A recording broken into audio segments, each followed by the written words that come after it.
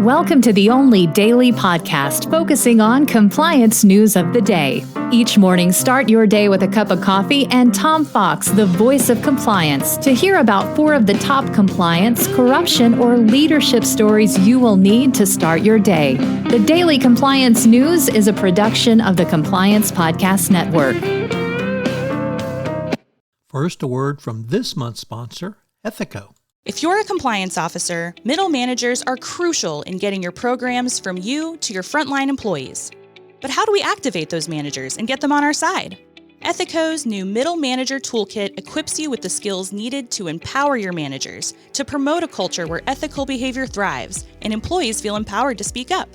Learn how to turn frontline managers into ethical leaders with our new white paper, Empowering Middle Managers as Ethics Champions. And did I mention you can get the whole toolkit for free? Head to ethico.com to download the full toolkit today. The Daily Compliance News for February 13, 2025. The U.S. drops again edition. We begin with that story from the Washington Post, which reports that the U.S. has hit a new low in Transparency International's Global Corruption Index. I can only say it's only going to go lower under the Trump administration, but we dropped down to 26th, I believe it is, and it shows a precipitous retrenchment of the U.S. from fighting bribery and corruption. Of course, since the time of this poll, it's gotten even worse, so next year I expect will be much, much worse. Next up from Law 360, ex-Illinois Speaker Mike Madigan has been found guilty in a mixed verdict in his trial. An Illinois jury partially convicted him, the man who was once the most powerful politician in Illinois, on federal corruption charges, finding him guilty of bribery, conspiracy, and wire fraud, but deadlocking on the government's overarching racketeering charge. Jurors found Madigan, who is accused of leading a criminal enterprise for nearly a decade and steering benefits to his personal law firm and political allies, guilty on 10 of the 23 counts that he was charged with.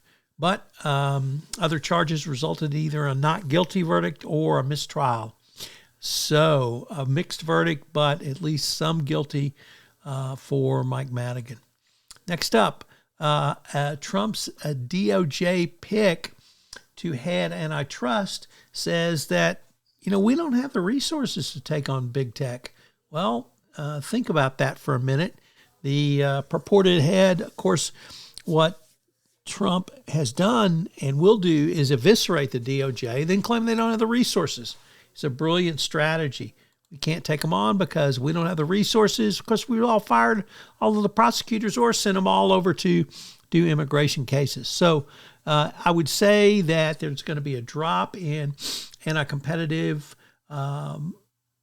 antitrust cases under the Trump administration, and this is one of the excuses they will use going forward.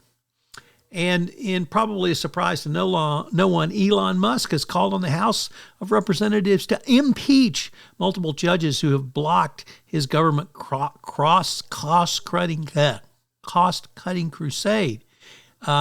So he says, quote, there needs to be an immediate wave of judicial impeachments, not just one. I guess he doesn't understand how the U.S. Constitution works and that the executive can't impeach. The House of Representatives has to impeach and then a vote in the Senate, but you can't do that simply because you don't like their ruling. At the start of this podcast, the sponsor for the entire Compliance Podcast Network is Ethico. Well, Ethico has a great new offering this month for you, a toolkit for middle managers. This is something that you, as the compliance professional, can use to move your compliance program forward by giving middle managers the skills necessary to answer a call for speak up or when someone comes in their office and raises a concern. I can't think of a tool that will be more valuable for you in the current era of enforcement. The Daily Compliance News is a production of the Compliance Podcast Network and a proud member of C-Suite Radio. Thanks so much for listening. I hope you'll join me again tomorrow.